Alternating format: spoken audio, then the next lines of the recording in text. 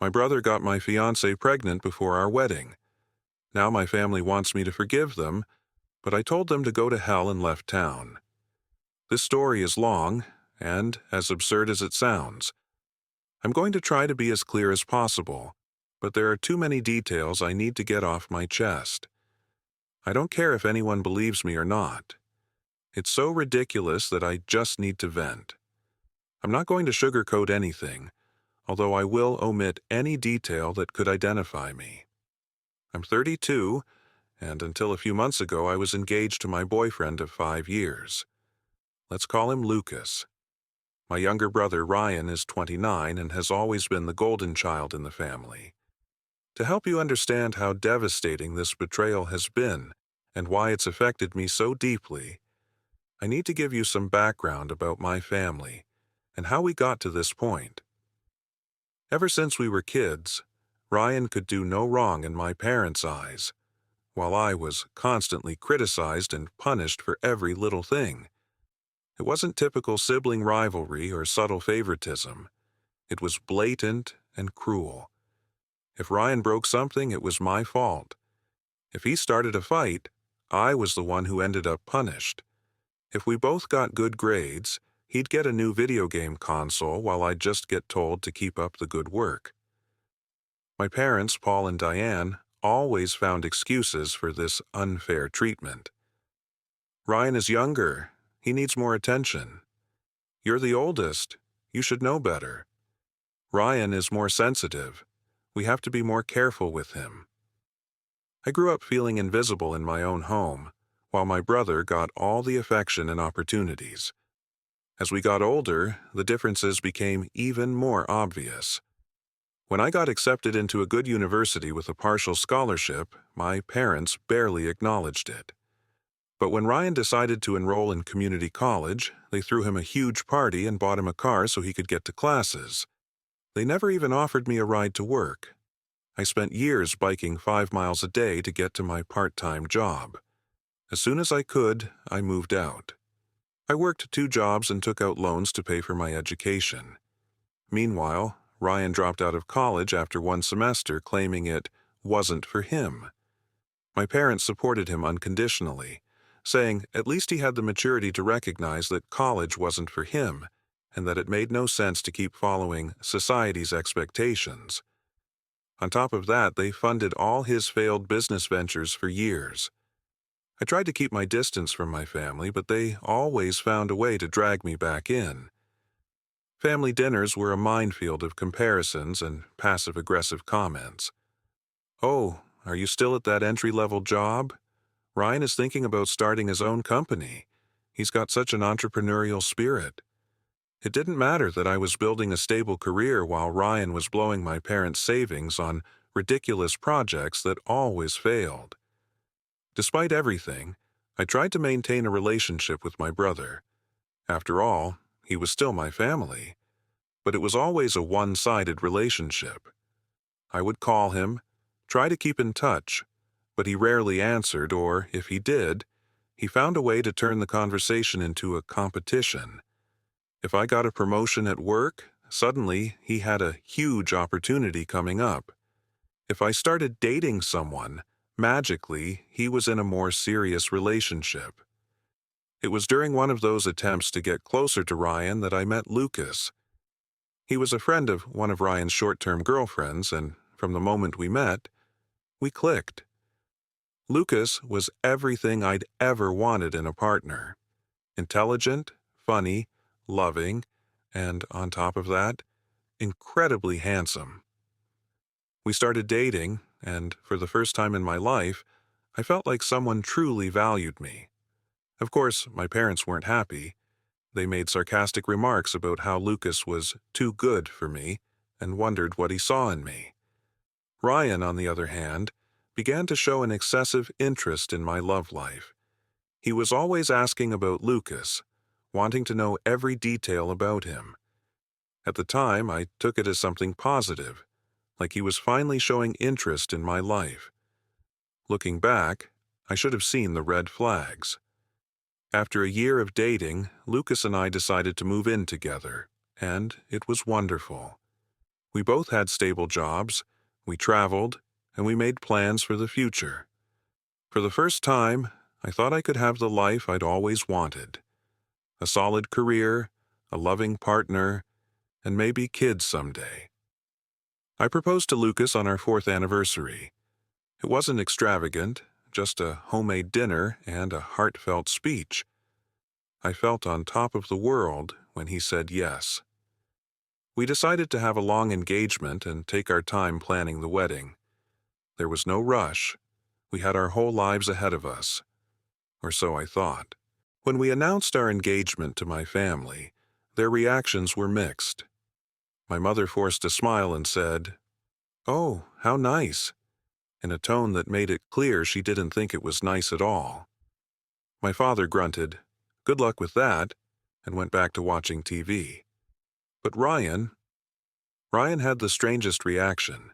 He congratulated us, but there was something off about his smile, something almost predatory. At the time, I brushed it off as my imagination. The following year was a whirlwind of wedding preparations and work stress. Both Lucas and I were working long hours to save money for the wedding and for a down payment on a house. We didn't see each other as often as before, but I thought it was just a phase. All relationships go through tough times, right? Now looking back, I realized the signs were there. Lucas started acting distant, always glued to his phone, smiling at messages from people he dismissed as work friends. He began going out more and more with coworkers, coming home late, smelling like wine and perfume. But I trusted him completely. It never crossed my mind that he could be cheating on me, let alone with my own brother. Until 4 months ago, Lucas started acting really strange. He was irritable, in a bad mood, and constantly nauseous. The idea that he might be pregnant filled me with excitement. We hadn't planned on having kids yet, but we'd talked about it for the future. I started imagining what our life would be like as parents together, thinking of names, nursery colors. Until one night, he sat in front of me with tears in his eyes and dropped the bomb. He was pregnant, but the baby wasn't mine. I was in shock. We hadn't been intimate in a while because of work, but I never suspected he was cheating on me. When I asked who the father was, he broke down sobbing and muttered, "It's Ryan." In that instant, my entire world fell apart. I couldn't breathe. I couldn't think. All I felt was a bottomless emptiness in my chest, a pain that cut through my bones. Everything I thought I knew, everything my life was built on, collapsed in a single second. Lucas tried to explain, babbling through sobs. Apparently, it all started at our engagement party. Ryan had approached him saying he was making a mistake by marrying me. He preyed on his insecurities, telling him he could do better, that he would give him everything I never could. It wasn't just once. They'd been seeing each other in secret for months. I felt sick. I couldn't stand to be in the same room as Lucas. All I did was get up, open the door, and tell him to leave. I didn't shout. I didn't cry. I didn't make a scene. I just looked at him with a completely empty expression and told him I never wanted to see his face again. Lucas begged. He grabbed my hands, pleaded for forgiveness, saying it had been a mistake, that he loved me. But all I could think about were the times he'd kissed me, all the nights we'd spent together, while in parallel he was betraying me with my own brother. He left in tears. As soon as I closed the door, my body gave out. I collapsed onto the floor and finally, the tears came. I don't know how long I stayed there, sobbing, feeling completely destroyed. But when I gathered some strength, I called Ryan. I don't remember exactly what I said. I only remember my voice trembling with anger and pain. Ryan, at first, tried to act like it was no big deal. He said it was a mistake, a slip. But when I pushed him, his attitude completely changed. "Well, maybe if you'd been a better fiancé, he wouldn't have come to me," he said brazenly. At that moment, I saw red. I left my house, grabbed my car keys, and drove to his apartment without thinking twice. I had no idea what I would do when I got there, but I needed to confront him face to face. When I arrived, I was met with a surprise. My parents were already there. Ryan had called them first. He'd given them his own version of the story in which Lucas had seduced him and he had only fallen into the trap. And of course they believed him. They always did. As soon as I set foot in the apartment, my mother rushed to speak. "Honey, you have to understand this was a mistake. Family is the most important thing. You can't let something like this divide us." My father just stood there with his arms crossed, looking at me with disapproval, as if I were the one to blame for everything. I tried to explain to them what really happened, but they didn't want to listen. They just kept repeating that I had to forgive Ryan, that I had to support Lucas during his pregnancy because family always comes first. That's when I exploded. Years of resentment, of accumulated pain, spilled out all at once. I screamed that I was sick of their hypocrisy, their blatant favoritism, their lack of support. I told them Ryan had stopped being my brother the moment he crossed that line, that to me, he was dead. I told them they could keep their precious golden child because, from that moment on, I was no longer part of that family. I walked out without looking back, ignoring my mother's screams and pleas. I drove for hours aimlessly, just wanting to get away from it all. When I finally got home, I had dozens of calls and messages. Lucas was still begging for another chance. Ryan alternated between apologies and excuses. My parents insisted I needed to grow up and make peace. I ignored all of them. The following days were a fog of sadness and fury. I didn't eat, barely slept. I called work and asked for a few days off. I couldn't face the world. Each day, I replayed every conversation, every moment with Lucas and Ryan, trying to figure out at what point my life had turned into this nightmare. It's been 3 months since then. I moved out of my apartment, changed my phone number, and started therapy to process all of this. But my family won't give up. Despite all my attempts to cut contact, they keep finding ways to invade my life. They've shown up at my office, waiting in the parking lot, trying to ambush me so I'll come to my senses. My mother follows me in her car when I leave work, crying and yelling that I'm destroying the family. My father leaves me voicemails full of insults, telling me to act like an adult and forgive Ryan. Ryan has tried to contact me several times, but so far, I've managed to avoid him. They've even recruited distant relatives to pressure me. Aunts, cousins, and even acquaintances have started calling me, saying that family is the most important thing and I should leave the past behind. As if this were just a small mistake instead of the worst betrayal of my life. Yesterday, I got a message from Lucas. He's determined to keep the baby and plans to raise it with Ryan. And guess what? My parents are thrilled about becoming grandparents. They've completely forgotten all the horrible things they used to say about Lucas when he was with me. Now they see him as a member of the family and can't wait to meet the baby. The message was full of apologies and excuses. He said that even though it had all been a mistake, he and Ryan had found true love in the midst of this tragedy. He even had the nerve to say he hoped that someday we can be friends for the child's sake. I'm on the brink of despair. Part of me wants to cut all ties and disappear. Move to another state, change my name, start a new life where no one knows about this mess. But another part of me is full of rage, of wanting to stay and fight, to show them how sick this whole situation is. I don't know what to do.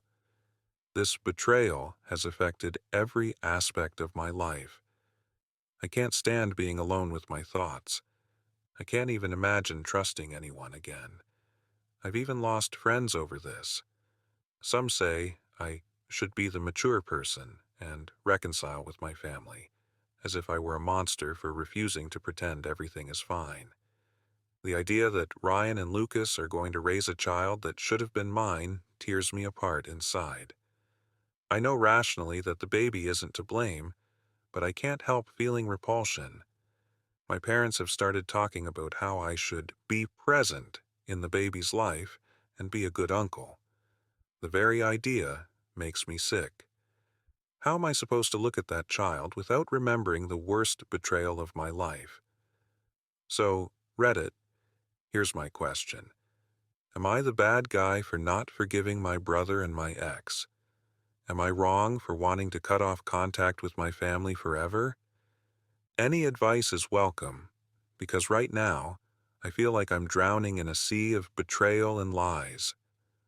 I never thought I'd reach this point. I don't recognize myself anymore. I was always the one trying to fix everything. Throughout my life, I tried to keep the peace, to be the daughter my parents wanted, to be a good sister, a good partner. For what? So they could stomp all over me and betray me in the worst way possible. With each passing day, my rage mixes with a deep sadness. I didn't just lose my fiancé. I lost my family. I lost the idea of what I thought my life was. I can't look at a single memory of my relationship with Lucas without feeling disgust and humiliation. And the worst part is that everyone is acting like I'm the bad guy. Like my reaction is the real problem here. Every time someone tells me I should let it go, I feel an uncontrollable urge to scream. How am I supposed to let it go? How am I supposed to forgive people who have shown, time and again, that they don't care about the damage they've caused me? It's easy for them to say, because they aren't the ones waking up every morning with this weight on their chest. They aren't the ones having nightmares where they relive the betrayal over and over again. They aren't the ones who feel like everything they built was a lie. A few weeks have passed since my first message, and things have only gotten worse. I got an email from my mother a few days ago. I don't know how she got my new address, but somehow she did. The subject said, "Please reflect." The message was long and dramatic, as expected. She said Ryan is suffering so much because of the situation that Lucas is extremely stressed about the pregnancy, and that I have to be the adult in this situation and fix things. That the baby is going to be born soon, and I can't let him grow up in a broken family. That I have to accept my role in all of this and understand that we all make mistakes. That they don't want to lose me, but it's in my hands to do the right thing. I had to close the email immediately before my anger made me throw my computer out the window. The right thing. To them, the right thing is always what benefits Ryan. The right thing is for me to swallow my pride, smile, and pretend none of this broke me. To them, the right thing is that I keep playing the role of the forgotten daughter who accepts everything without protest. Not anymore. I've reached a point where I know there's no going back. Something inside me changed. And even though it hurts, even though there's still a part of me that misses the family I wish I had, I know that the best thing I can do is walk away forever.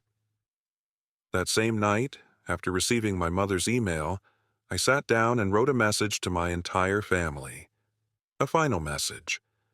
I told them they were no longer part of my life, that I didn't want to hear anything more about them, that they had made it clear over and over that my pain meant nothing to them, that they preferred to protect Ryan and Lucas rather than acknowledge the damage they caused me, and that I wasn't going to keep begging for a place in a family that never valued me.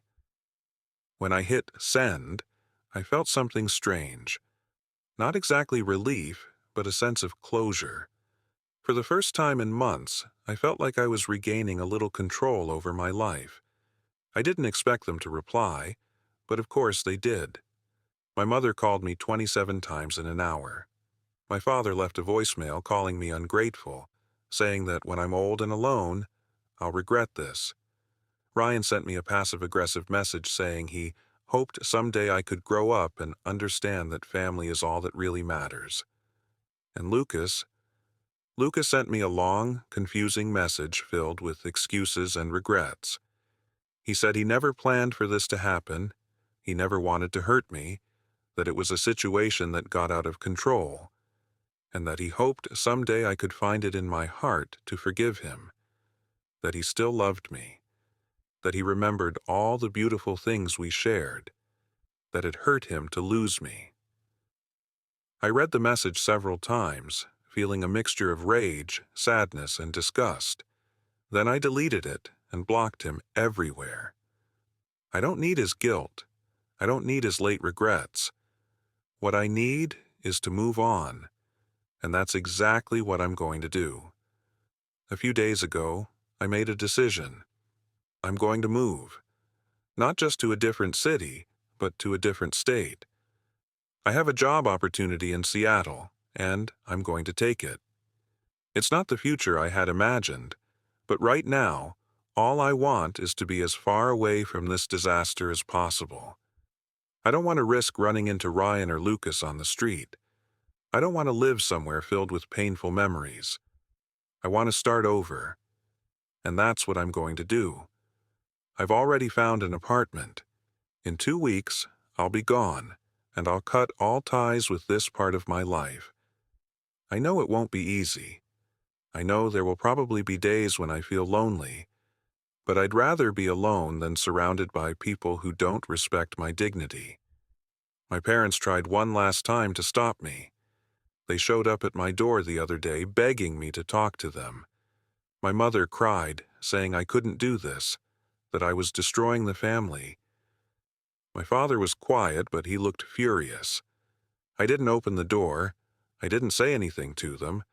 I just called the police and reported they were violating the restraining order.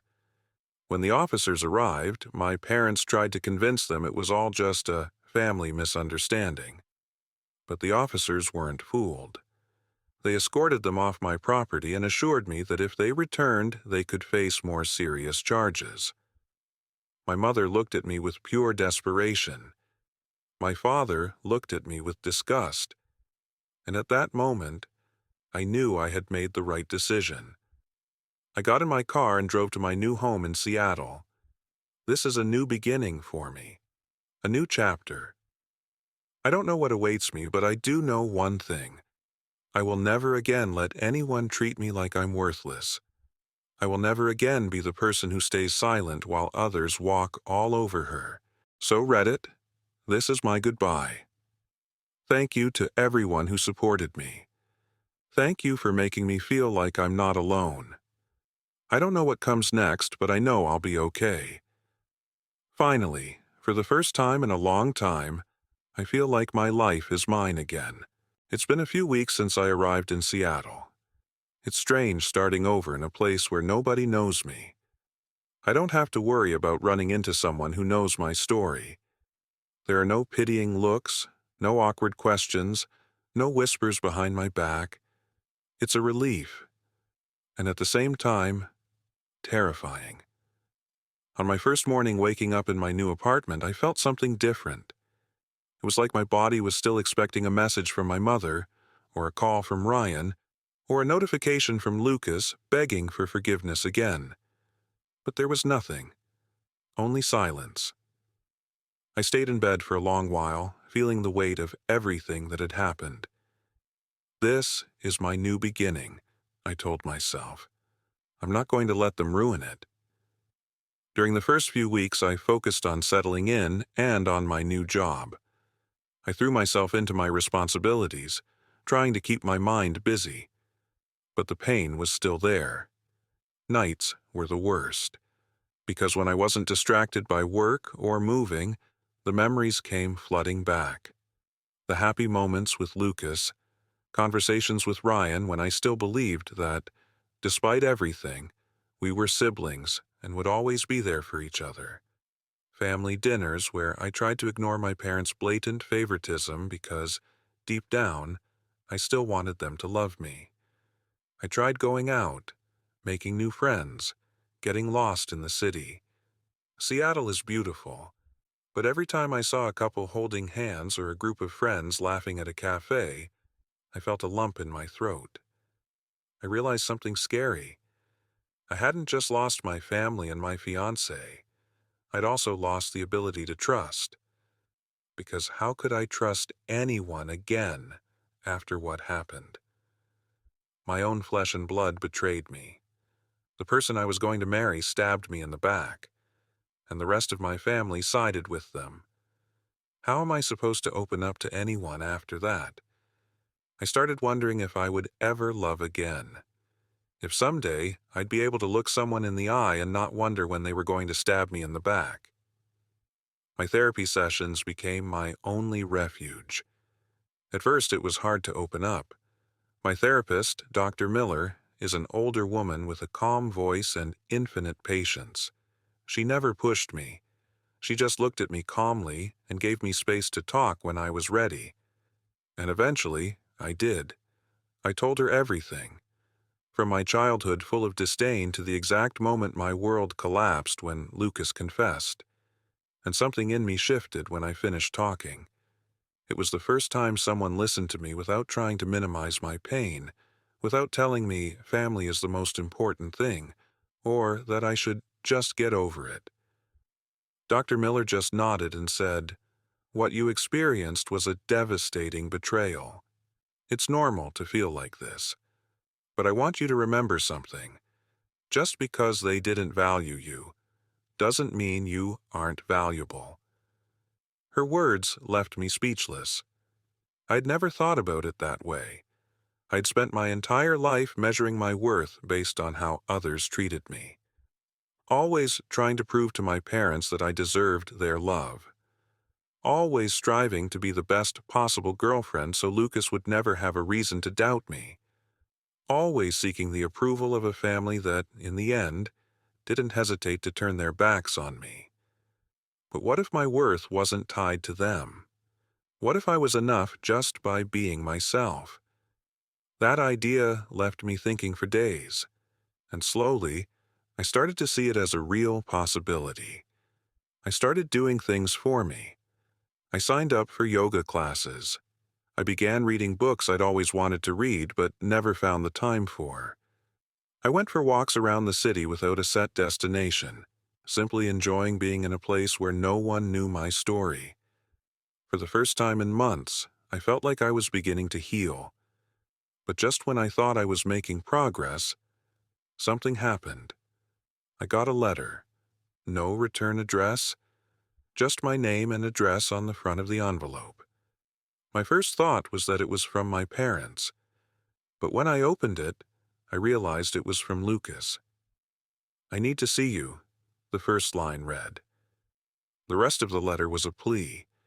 He said he couldn't stop thinking about me, that he regretted everything, that he couldn't bear the idea of having lost me forever, that the life he was building with Ryan wasn't what he really wanted, that he missed me, that he still loved me. I had to sit down. I couldn't believe what I was reading. After everything that happened, he had the nerve to write me something like this? My hands were shaking with rage. I tore the letter into 1,000 pieces and threw it in the trash. But the truth is, it affected me more than I'd like to admit. Not because I wanted to go back to him. Never that.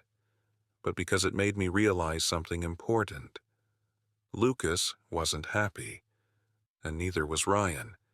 Maybe at the time they thought what they did was justified. Maybe they believed their love was worth the betrayal. But now they were trapped in the life they created. And it wasn't the fairy tale romance they expected.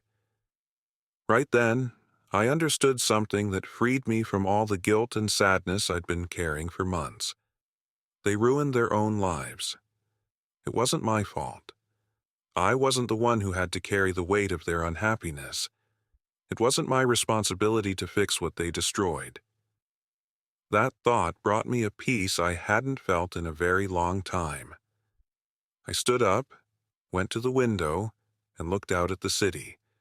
And for the first time since all this began, I took a deep breath and felt like the future wasn't so dark anymore. I no longer cared what Lucas and Ryan did. I no longer cared what my parents thought. I didn't care about gossip or other people's opinions, because finally, I realized my life was mine alone, and I was ready to start living it. After tearing up Lucas's letter and throwing it away, I thought I could move on without any more interruptions. But I was wrong. A few days later, while I was at my apartment making dinner, my phone vibrated with a call from an unknown number. Instinctively, I ignored it. But then it vibrated again, and again. In the end, I answered, just to tell whoever it was to stop bothering me. But when I heard the voice on the other end, my heart stopped. It was Ryan.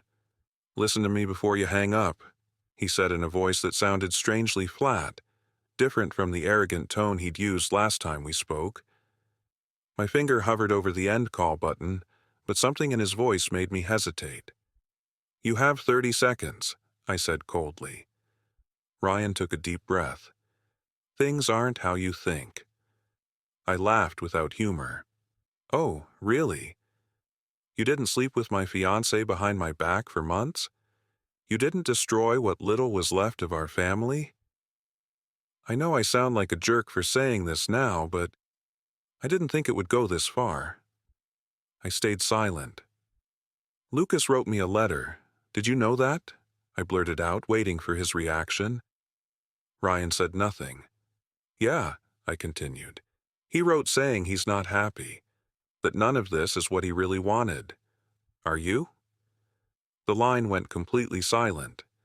After a few seconds, Ryan spoke, and his voice sounded more vulnerable than I'd ever heard it. "No." I hadn't expected him to be so honest. "So you ruined everything for nothing," I said, feeling a mix of anger and grim satisfaction. "I don't know. I just wanted to be happy." I closed my eyes and clenched my fists. "What about my happiness, Ryan?" He didn't answer. "Don't ever call me again," I said and hung up. This time, when I blocked his number, I felt no sadness or anger. I felt relief, because now I knew for sure. They had lost more than I did. I had a new future, a new life, new opportunities. They, on the other hand, were stuck in their own lie. That realization gave me the final piece of closure I needed. For the first time in months, I slept deeply. The next morning, I woke up feeling like everything was in its place. Not because the pain had vanished completely, but because I'd finally accepted that it wasn't up to me to fix it. I left my house with a light smile on my lips. It was a new day. It was my life. And at last, I was ready to live it. Days went by, and I started feeling more at peace with myself.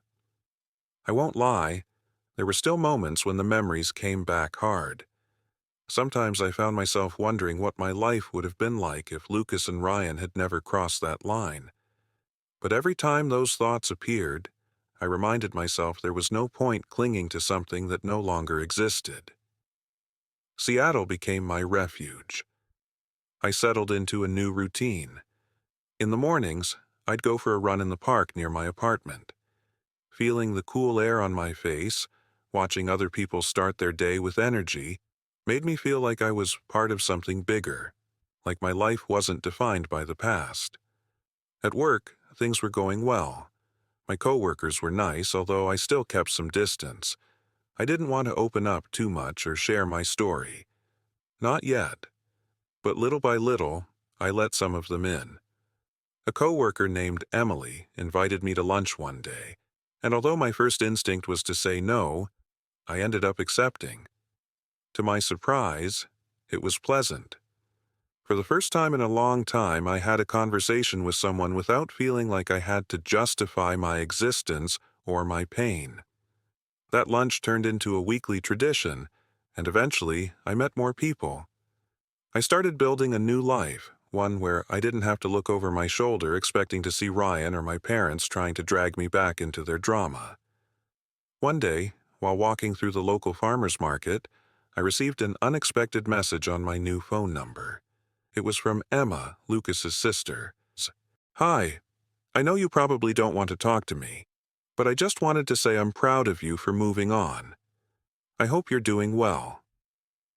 I stared at the screen for a long time.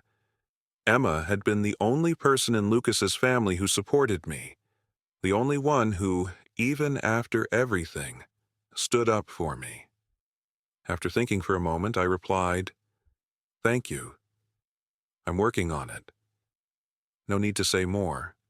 And for the first time in a long time, I felt like I wasn't alone in this. That night, as I sat on the balcony of my apartment with a cup of hot tea in my hands, watching the city lights, I realized something important. It didn't matter how much they had hurt me in the past. It didn't matter how many times they'd betrayed me. I had the power to decide who was in my life.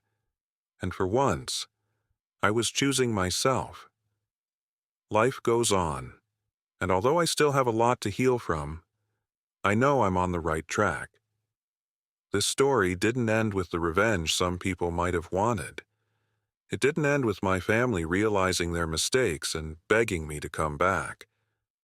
But it ended with something more important: my freedom.